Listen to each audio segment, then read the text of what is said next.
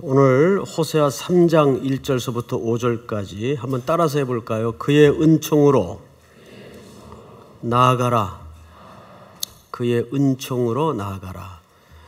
우리는 지금 특별 새벽기도의 큰 주제가 하나님의 부흥을 사모하라라는 주제 아래 진행을 하고 있습니다. 오늘 새벽에 살펴볼 이 호세아 3장의 말씀은 잠깐 1장에서부터 살펴볼 필요가 있는데요. 1장 1절을 좀 한번 볼까요? 앞으로 한 장만 넘기면 1장 1절에 왕들의 이름이 기술됩니다. 우시아와 요담과 아하스와 히스기야가 이어 어느 왕이죠? 유다 왕이 된 시대, 곧 요아스의 아들 여로보암이 이스라엘의 왕이 된 시대에 부엘리의 아들 호세아에게 임한 여호와의 말씀이라. 족보 같은 이 명단은 호세아 전체 특징을 잘 암시하고 있는 기록들입니다. 그래서 이 기록의 의미가 무엇인지를 먼저 이해를 하고 오늘 본문으로 넘어가는 것이 좋을 것 같습니다. 우선 1장 1절은 두 구분으로 나누어져 있어요. 첫째 구분은 유다 왕의 이름들이 기술이 되어 있고, 그다음에 나머지 부분이 이스라엘 왕입니다. 아시는 것처럼 원래 이스라엘은 하나의 국가였다가 솔로몬 이후로 국가가 분열이 됩니다. 분열의 원인은 솔로몬이 많은 축적 과정을 통해서 외국의 우상들이 유입이 됩니다. 그러면서 하나님에 대한 신앙이 혼잡 종교로 전락을 하고 말죠. 그래서 그 까닭으로 나라는 두 조각이 납니다. 그래서 남유다와 북이스라엘로 구분이 됩니다. 자, 그런데 여기 보면 이걸 누가 지금 쓰고 있죠? 호세아가 쓰고 있어요. 호세아에게 임한 여호와의 말씀이라. 그러면 상식적으로 호세아가 이 글을 썼다면 호세아는 북이스라엘에 속한 선지자예요. 그러면 어느 왕 이름이 사실 앞에 나와야 될까요? 북이스라엘 왕 이름이 앞에 나와야 됩니다. 그리고 유다 왕 이름들이 뒤쪽으로 가야죠. 그런데 반대로 돼 있어요. 남유다 왕들의 이름이 전면에 배치되고 자기가 소속된 북이스라엘 왕들 이름이 하반부로 배치가 됐습니다. 이런 역사적 기술을 하는데 겸손을 필요하는 기술은 아닐 거고. 왜 이랬을까요? 여기에는 호세아가 갖는 신학적 의미 때문입니다. 호세아는 비록 북이스라엘에 몸을 담고 활동하던 선지자지만 이 민족과 역사의 구원자이신 예수 그리스도가 유다 지파를 통해서 오신다는 소망과 신앙을 갖고 있었기 때문에 유다 왕들의 이름을 먼저 열거한 겁니다. 어쩌면 우리 성도들이 처한 운명과 숙명과 매우 비슷합니다. 우리는 비록 북이스라엘 같은 이 세상의 나라에 몸을 담고 있지만 우리는 어느 나라를 앙망하면서 살고 있죠? 장차 완성되고 도래할 그리스도의 나라, 하나님의 나라를 앙망하면서 살고 있는 겁니다. 그래서 1절은 간단한 기록이 아닌데 또 하나 여기에 감추어진 중요한 신학적 이유가 뭐냐면 이스라엘은 별로 그렇게 신통한 왕들이 없었어요. 맨날 혁명에 또 숙청에 정권이 무지무지하게 많이 바뀌어요. 정권이 많이 바뀌었다는 것은 그만큼 나라가 편안하지를 않았다는 얘기인데 오늘 호세아가 이 말씀을 받던 시대인 북이스라엘 왕의 이름이 누구냐 하면 여로보암이에요. 그러면 평균적으로 북이스라엘 역사 속에 가장 태평성대를 누렸던 시기가 언젠가 하면 바로 이때입니다. 쉽게 얘기하면 등 따시고 배부를 때예요. 그때 호세아에게 하나님의 말씀이 임하는 거예요. 등 따시고 배부를 때. 이 그림이 암시하는 게 무엇일 것 같습니까? 여러분 한번 물어볼게요. 사람이 곤고하고 배고플 때 하나님께 붙어 있습니까? 등 따시고 배부를 때 하나님께 붙어 있습니까? 물으나 마나죠. 이때는 이스라엘 역사 속에 유례가 없는 태평성대를 구가하고 있었어요. 말하자면 등 따시고 배부를 때예요. 잘 먹고 잘 살고 GNP 높고 별 걱정 없고 할 때입니다. 근데 그때 호세아 선지자에게 아주 가슴 아픈 하나님의 말씀이 임하기 시작합니다. 그 가슴 아픈 이야기가 뭐냐? 2절을 한번 볼까요? 1장 2절. 여호와께서 처음 호세아에게 말씀하실 때 여호와께서 호세아에게 이르시되 너는 가서 음란한 여자를 맞이하여 음란한 자식을 낳으라. 이 나라가 여호와를 떠나 크게 음란함이니라 하시니. 말도 안 되는 얘기죠. 호세아는 선지자입니다. 선지자에게 결혼을 하나님께서 명령하는데 어떤 여자와 결혼을 하라고요? 음란한 여자와 결혼을 하래요. 이거는 비유적 설명입니다. 여기 음란한 여자는 누구를 대표하는가 하면 이스라엘을 얘기합니다. 하나님의 백성들을 얘기하는데 그러면 이게 워낙 얼토당토하는 명령이기 때문에 이제 신학자들 간에는 이런 논란이 있어요. 그래서 이 이야기는 하나의 만들어진 메시지를 위해서 만들어진 가상의 허구가 좀 섞인 얘기일 것이다 라고 주장하는 학자들이 꽤 있어요. 그러나 그것을 반증하는 성경 내적 증거가 있습니다. 일일이 찾아볼 수는 없지만 두 가지 때문에 그래요. 우선 누구누구의 딸, 누구누구의 아들이라는 정확한 이름이 거론된 고유명사가 등장을 합니다.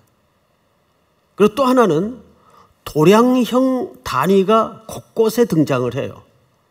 그런 걸로 봐서 이 이야기는 리얼 스토리입니다. 만들어지거나 꾸며낸 얘기가 아니에요.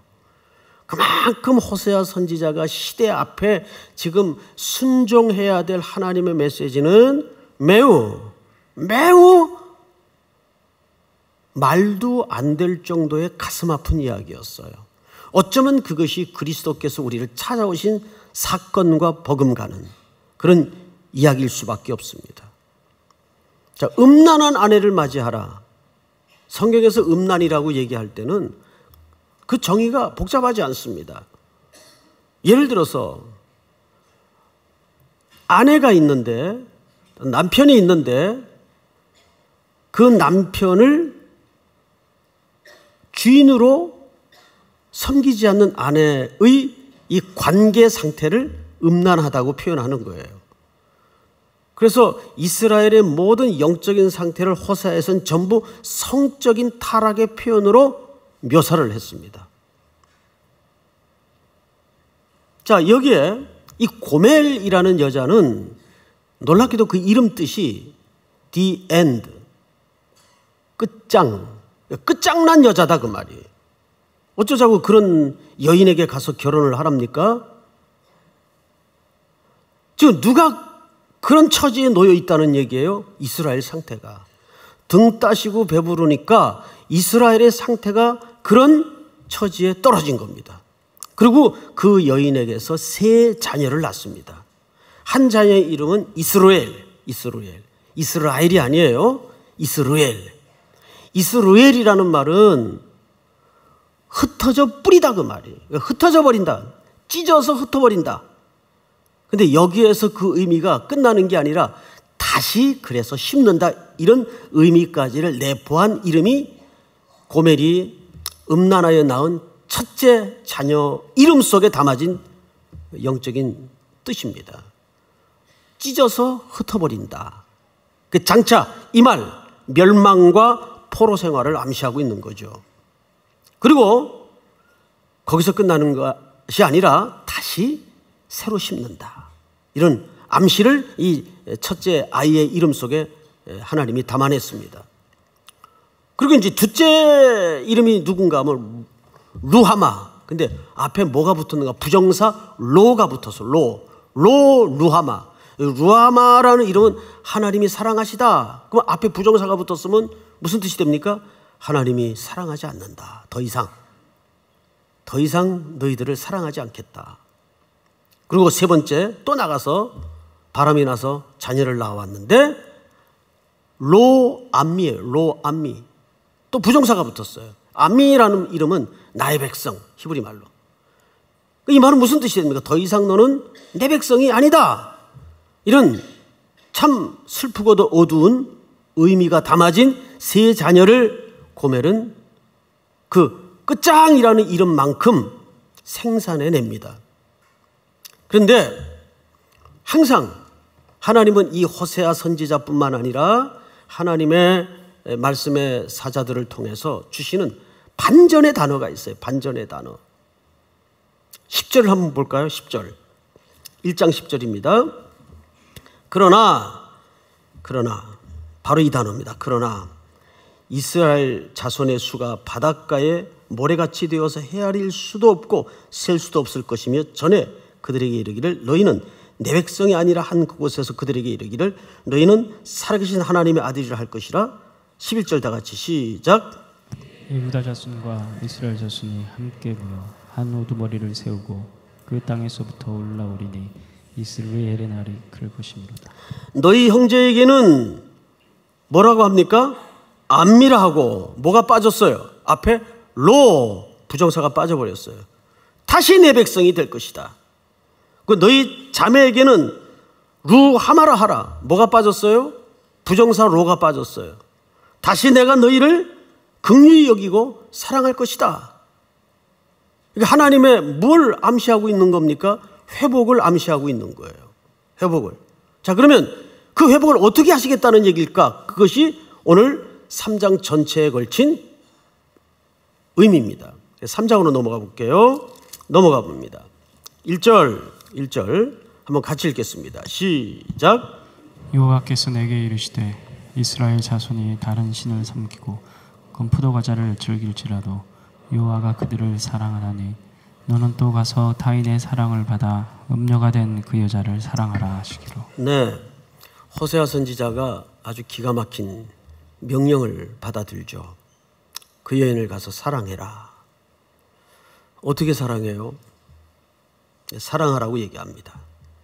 이스라엘 지금 상태는 어떤 상태인가? 매우 그 뜻모를 표현들이 여기 한 두어 가지 소개되는데, 여호와께서 내게 이르시되 이스라엘 자손이 다른 신을 섬기고, 이건 뭐 우리가 알겠어요. 근데 건포도 과자를 즐길지라도 여호와가 그들을 사랑하나니. 건포도 과자 즐기는 게 뭐 어떻게 잘못된 거예요? 자, 설명을 드리면 이게 이해가 될 겁니다.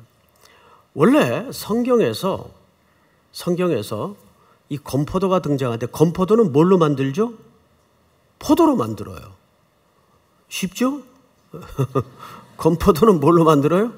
포도로 만들어요. 포도. 근데 포도로 어떻게 건포도를 만드는가 하면, 항상 성경에서 포도나무는 이스라엘 백성들을 가리킵니다. 그리고 포도라는 과실 자체는 늘 어떤 영적인 메시지를 담고 있는가 하면 기쁨. 그러니까 하나님께서는 이스라엘 백성들을 어떻게 늘 여기신다는 얘기예요. 늘 나의 백성으로 기쁘게 여기는 존재란 뜻입니다. 내 사랑, 나의 신부, 너희들은 나의 기쁨이다. 이것이 이 포도 속에 담아진 하나님의 이스라엘을 향한 끊임없는 짝사랑이었어요. 그런데 그런 상징의 포도를 이스라엘 백성들이 식초를 섞어서 이제 좋은 햇살에 말립니다. 바짝 말리면 그게 뭐가 될까요? 예, 건포도가 됩니다. 건포도. 오래전에 저랑 이제 같이 사역했던 교역자인데, 이분이 어느 교회로 부임을 해가지고 이제 담임을 하는데, 그 교회 이제 그 소망부 어르신들이 늘 어느 교회나 계시죠? 그 노인들, 그 부서가 계십니다. 근데 그 부서를 건포도 부로 이렇게 만들어가지고 욕을 바가지로 먹었던 적이 있어요. 우리가 다 말라 비틀어졌다는 얘기냐 뭐 그래가지고 어르신들이 화가 나서.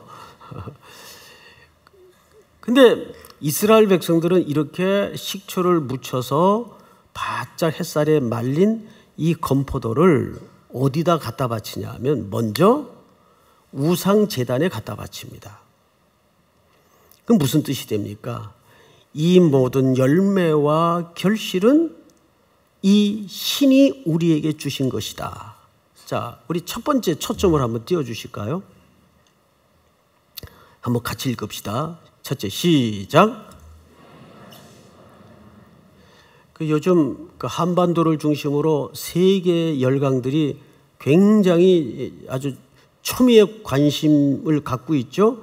근데 일본 같은 경우에는 이제 패싱 재팬 당할까봐 뭐 어떡하든 하여간 좀 다리 하나라도 걸치려고 이렇게 이제 정치적인 제스처를 많이 쓰는데, 저는 그 모습을 보면서 야, 우리도 신앙생활의 요소 속에서 하나님을 입술로는 주인이다, 이웃이다 그러는데 정말 요소에서 하나님을 패싱하고 있지는 않는가. 그러니까 하나님을 쉽게 얘기하면 무슨 취급하는 거예요? 투명인간 취급하는 거예요. 학교에서나 어떤 단체에서나 또는 심지어 교회 안에서 이렇게 투명인간 취급받아 보신 적 있어요?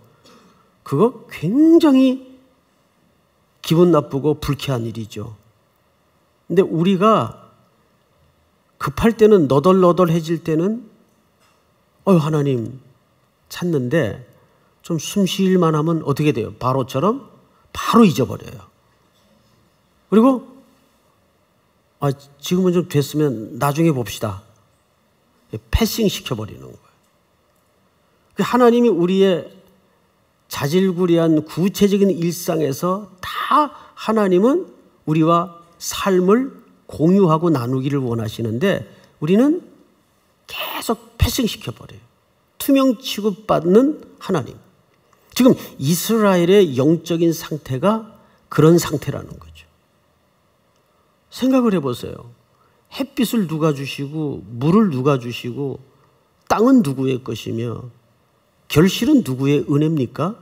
하나님의 은혜인데 이 사람들이 그 결실을 우상제단에 갖다 바쳐놓고 자기들에게 복을 주었다고 빌고 축제를 벌리고 그 우상께 영광을 돌릴 때 그 곁에서 그 광경을 바라봐야 되는 하나님의 심장은 무너지는 거죠. 이것들이 나를 패싱하는구나. 그런데 더 가슴 아픈 게 뭐냐 하면 늘 제가 그런 말씀을 여러분들에게 드렸죠. 사랑하는 자가 늘 약자라고요. 예? 자식을 키워보세요. 어떻게 할 수가 없잖아요. 그래서 사랑하는 자가 늘 약자예요. 여기 하나님이 이런 말씀을 하시네요. 건포도 과자를 즐길지라도 여호와가 그들을 사랑하나니. 이 말이 참 마음이 점여와요. 그럴지라도 하나님은 우리를 포기한다는 얘기입니까? 안 한다는 얘기입니까? 우리를 놓지 못하겠다는 얘기예요. 철들고 나서 이 본문을 보면 얼마나 우리 마음속에 주님을 향한 죄송한 마음이 커가는지 몰라요. 그러면서 이런 얘기를 하죠. 호세아 선지자에게 명령하는 겁니다. 너는 또 가서 타인의 사랑을 받아 음녀가 된 그 여자를 사랑하라 하시기로. 하나님의 가슴 아픈 명령입니다. 그래서 이 호세아라는 말은 구약에 또 한 번 나오죠. 여호수아. 같은 단어예요. 여호수아. 여호수아는 이스라엘 백성들을 가나안 땅으로 들이는 지도자로서 등장을 하죠. 그래서 이스라엘 백성들을 구원케 위해서 요단을 건넙니다. 그리고 이것이 신약으로 넘어가면 누구의 이름으로 소개되냐면 예수스. 헬라 말로 예수스, 예수 이름입니다. 그러니까 이 호세아라는 말은 구원자라는 뜻이에요. 그런데 너는 가서 그 여자를 사랑하라. 이 가슴 아픈 명령을 받는데 구체적으로 어떻게 하라는 얘기일까? 2절을 한번 보십시다. 내가 은 15개와 보리 한 오멜 반으로 나를 위하여 그를 사고, 자 여러분, 나를 위하여 그를 사라 그랬어요. 호세아 선지자 보고. 누굴 사라는 얘기입니까? 그 음란한 타락해버린 그 대상을 사라 그 말이에요. 뭘로? 은 15세겔과 보리 한 오멜 반. 이걸 전부 돈으로 환산을 해보니까 30세겔이 나옵니다. 30세겔. 자, 우리 출애굽기 21장을 한번 띄워주실까요? 30세겔이 성경에서 갖는 의미가 뭔가 같이 읽읍시다. 시작. 소가 만일 남종이나 여종을 받으면 소임자가 은 30세겔을 그의 상전에게 줄 것이요 소는 돌로 쳐서 죽일지니라. 이 앞에는 제가 이제 본문이 길어서 잘랐지만 소는 원래 들이받는 습성이 있어요. 그래서 가끔 가다가 아무 데고 아무나 받겠죠. 소한테 한번 바쳐봤나요? 큰일 납니다. 남종이나 여종을 받으면 소임자가 얼마를 주도록 돼 있어요? 은 30세겔을 그의 상전에게 줄 것이요. 그리고 소는 처분을 해야 됩니다. 자, 그러면 여기에서 종 몸값이 얼마란 얘기입니까? 30세겔이에요. 그런데 예수님이 얼마에 팔려요? 30세겔에 팔립니다. 그러니까 예수님은 뭘로 오신 겁니까? 종으로 오신 거예요. 우리를 속전하기 위해서. 그런데 오늘 본문은 3장 2절에 보니까 내가 은 15개와 보리 한 오멜 반. 그러면 간단하게 그냥 30세겔이라고 표현을 하시지 뭐 은 15에 더하기 보리 한 오멜 반은 뭐야? 라고 의문을 가질 수가 있죠. 예수님이 어떤 모습으로 오셨기 때문입니까? 보리떡 같은 모습으로. 보리떡이라는 것은 히브리인들이 가장 저렴한 식사의 단위예요. 그리고 식사의 질입니다. 보리떡으로 오신 예수님. 그것은 요한복음 6장에서 예수님이 스스로 서의를 해 주시죠. 나는 하늘에서 내려온 생명의 떡이다. 그러니까 예수님은 종으로 우리의 양식이 되기 위해서 이 땅에 오신 거예요. 이게 정답이에요. 우리 모든 지금 세계사가 격변하는 이 놀라운 사실도 여러분 정치적으로 경제학적으로 접근해야 될 아무 이유가 없습니다. 아직도 온전히 개방되지 않은 중국 13억 뿐만 아니라 더 땅끝 북녘 이 얼어붙은 땅을 향한 하나님의 불붙는 마음을 이 속에서 봐야 돼요. 예수만이 인류의 처음이고 마지막 정답이기 때문입니다. 요즘 아마 그 학생들 학기말 시험 중일 거예요. 다음 주까지 보는 데도 있고. 가끔 이제 학기말 시험 문제를 이제 채점을 하다 보면 가끔이긴 한데 이런 사람들이 있어요. 학생들이. 신학생인데도 그런 사람들이 있어요. 교수님, 죄송합니다. 그리고는 밑에다가 제가 공부한 걸 답 대신 쓰겠습니다. 통촉하여 주시옵소서. 문제는 뭐냐면 공부 안 했다는 얘기예요. 그리고 지가 아는 걸 쓰는 거예요. 자기가 아는 걸 쓴 내용은 정답이에요, 그게. 이게 맞아요, 그게? 점수 줄 수 있어요? 그러면서 이제 주석을 붙이기를 뭐 자기가 이 답을 준비하고 쓰기 위해서 얼마나 노력했는지에 대한 그 구구절절한 눈물겨운 사정과 사연을 써놔요. 또 밑에다가 뭐 이렇게 하트까지 막 그려가지고 풍선 달고 난리를 쳐놔요. 점수 안 줘요. 두 번째 초점을 한번 볼까요? 다 같이 시작. 정성이 중요한 게 아니에요. 우리가 항상 신앙의 가장 중요한 또 하나의 관점은 로마서 10장 1, 2절 말씀처럼 너희가 하나님께 열심은 있으나 지식을 쫓은 것이 아니니라. 그러니까 우리는 방향이 중요한 거지 내가 얼마나 빨리 달렸냐, 열심히 달렸냐, 땀을 흘렸냐 이건 별로 그렇게 중요하지 않아요. 실컷 평생 신앙생활 했는데 네가 믿은 게 부처였구나. 그럼 어떡할 거예요?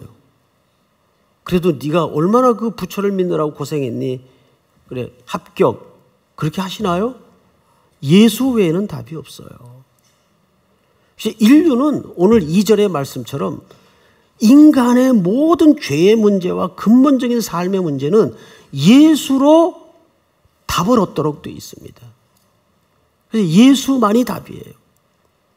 그러니까 모든 비본질적인 것들은 걷어내고 교회든 공동체든 시대든 항상 예수 그리스도 앞에 직면할 때 진짜 하나님의 참된 부흥을 경험할 수 있는 거죠.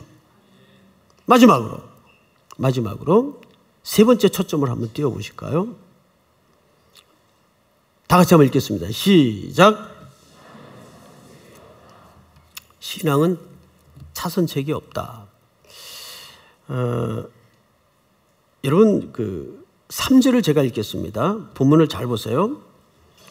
그에게 이르기를 너는 많은 날 동안 나와 함께 지내고 음행하지 말며 다른 남자를 따르지 말라. 나도 네게 그리하리라 하였노라. 근데 이 말을 하나님의 말씀으로 담아내고 있다는데 초점이 있습니다. 나도 네게 그리하리라 하였노라. 이미 어떤 약속을 하셨는가 하면 하나님께서 우리에게 나는 너한테 전부를 걸었다. 하나님이 우리에게 헌신하신 거예요. 말이 안 되는 것 같죠? 자, 하나님은 우리에게 어떻게 헌신하셨습니까? 자기와 방불하신 독생자 예수 그리스도를 십자가에 내어놓으심으로써 우리에게 전부를 거셨고 올인하셨어요. 더 이상 헌신을 설명할 수 있나요? 여기에는 차선책이 없어요. 하나님께서 우리를 얼마나 사랑하셨는지 이거 웬 답이 없다는 걸 아시고 아드님을 내어놓으셨어요. 그만큼 우리에게 전부를 거신 거라고요.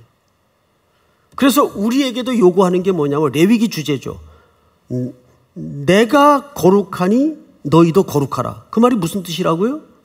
나 너한테 전부를 걸었다 그 말이에요. 거룩이라는 개념은 상태 개념이 아니라 관계 개념이라고 말씀을 드렸어요. 나 너밖에 몰라? 그럼 너도 나밖에 몰라야 돼? 이거 올인을 얘기하는 거예요. 그게 하나님이 우리에게 원하시는 부흥을 향하신 사랑의 속성입니다. 제가 이제 이번 주 어느 제자를 좀 만나서 이런저런 얘기를 하는 가운데 제자가 그런 얘기를 해요. 목사님, 제가